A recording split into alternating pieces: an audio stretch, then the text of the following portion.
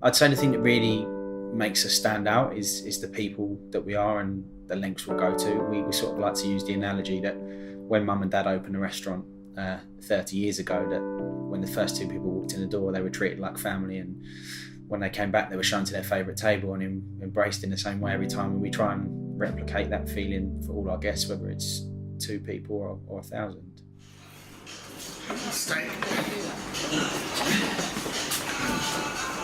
I don't remember obviously the restaurant opening. I was 18 months at the time, and my brother Mark was 6 months. Karen and Lee, my older brother and sister, probably tell you a bit more about that. But it was just a great place to grow up.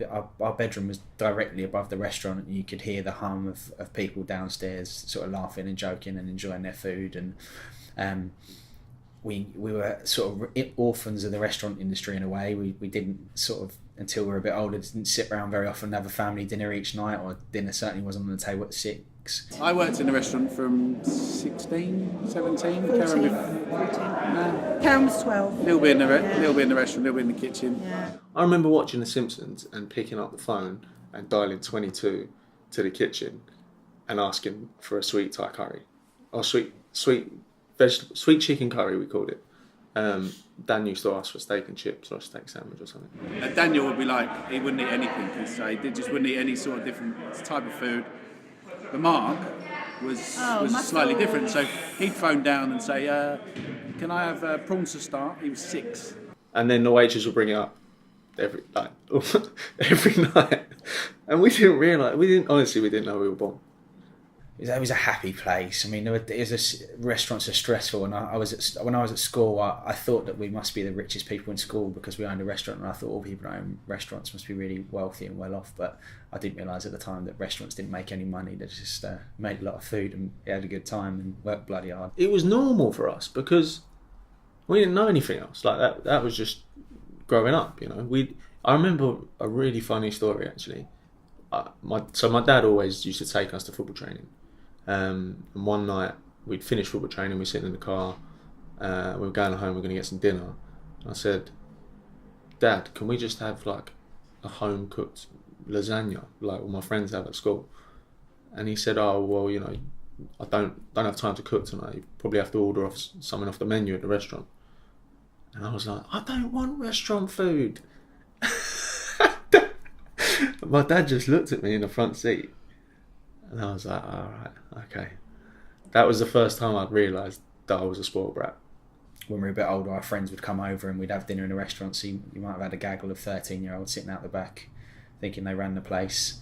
You know, I was a little bit jealous of my mates at times because I was like, you know, what's it like to sit around a table and all have a pasta bake? But it was an incredibly loving upbringing.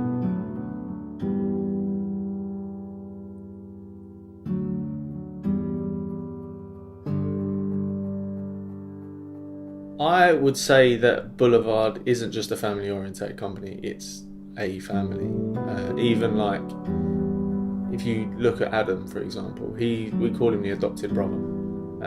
He's one of the directors, but my mum brought him into the company in 2008. So when I first started with Boulevard, which was pretty much 10 years ago, I came from the RSC club in Pall Mall, so it was a bit of a big change going from the central London to out in Hackney Wick, which in those days was Hackney Wick, not Hackney Wick now.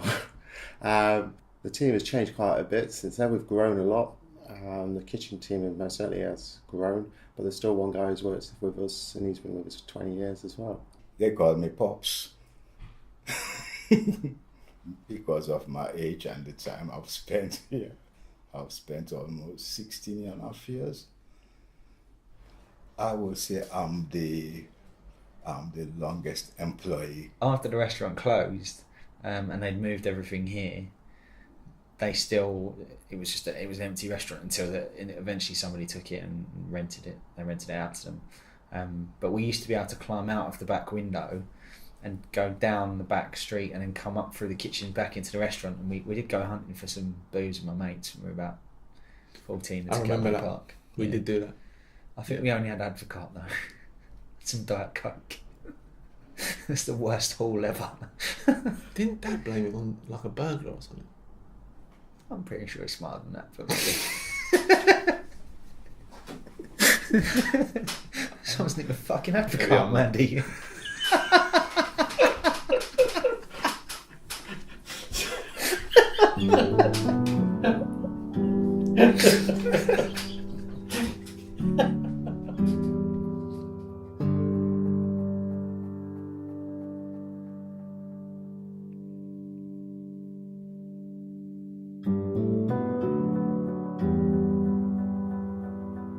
What's great about us and what probably sets us apart a bit is that people often come to us with a brief and we can adapt to it, and I think that's great. I've worked for lots of big corporate companies before, and the difference is massive. I think it's really cliche to say like it's like a family. Obviously they are a family-run business, but we're part of that family too, and there's a lot of love. Yeah, and we have been made to feel as part of Absolutely, that family, yeah. so.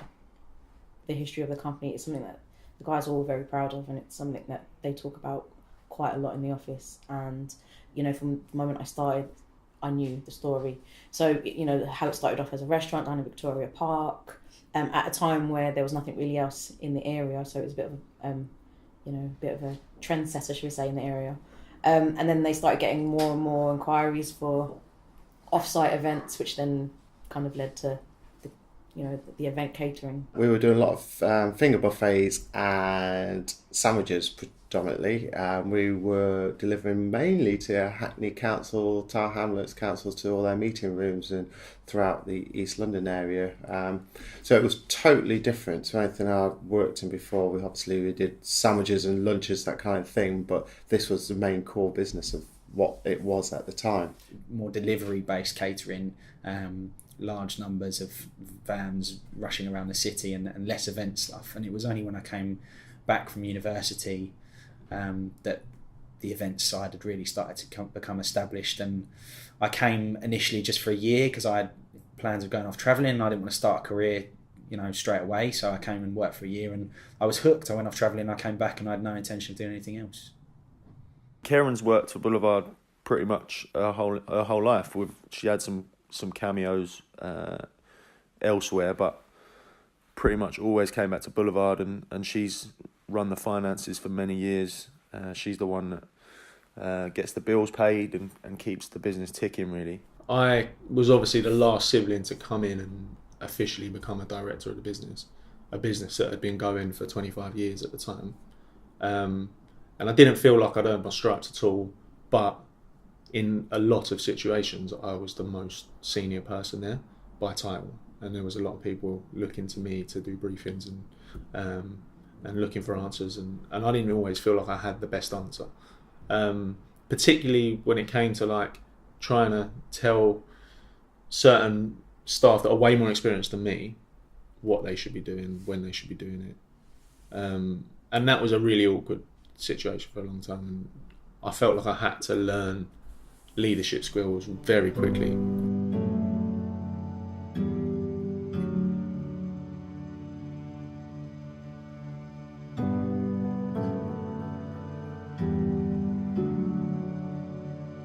You do enjoy your work, you do enjoy what you do, but it's mainly the people.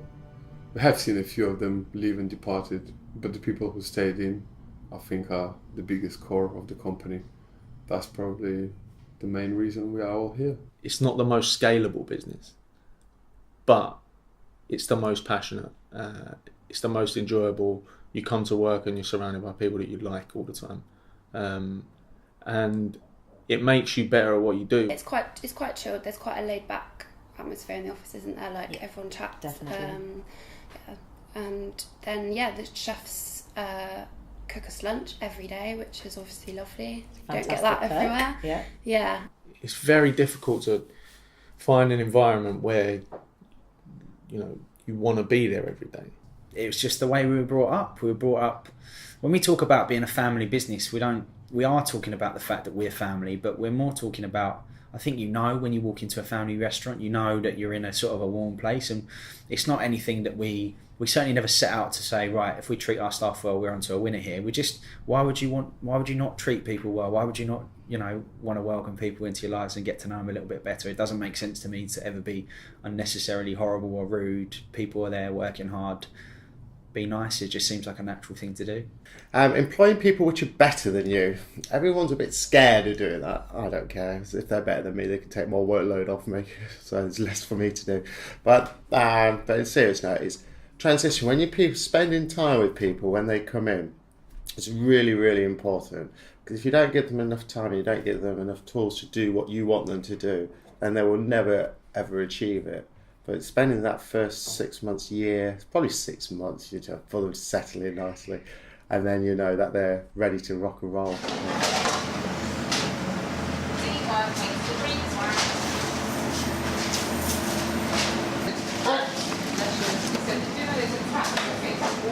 Tomorrow night is just about bringing a load of people together that have either supported us, have worked with us, hopefully going to be a big part of our future as well, and just having a really great time. And we haven't had a chance really to do that and give back to them, not in this way anyway, for a couple of years. So it's really great to get everybody under one roof. That's pretty much it. Yeah, we do want it to be a good old night. We do want it to be a celebration of the business and the people that have been close to it over the last 30 years. We're going to be remembering the days in the restaurant. There's going to be some throwbacks in the way that we set the room up. In terms of the menu, we'll be touching on things from the past and little snippets of memorabilia and photographs that we found, you know, lying around or in some old dusty boxes somewhere.